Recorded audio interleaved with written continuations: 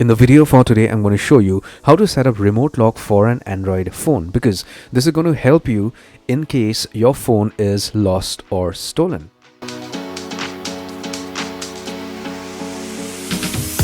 So in order for you to do this, get hold of your Android phone. Once you do that, get to settings directly and do a search for remote lock.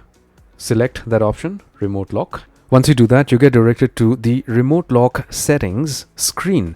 So once you're here, all you have to do is just turn this on. That's it.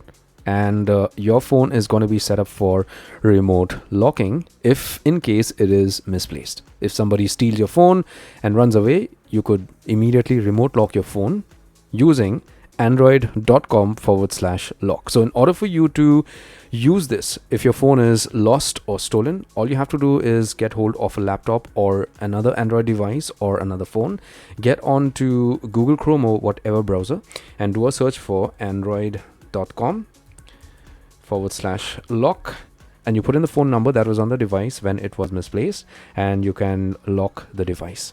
If your phone is online, it is immediately going to be locked. I hope this helps and you got some value. If you did, give my video a thumbs up, subscribe, and hit the bell notification icon.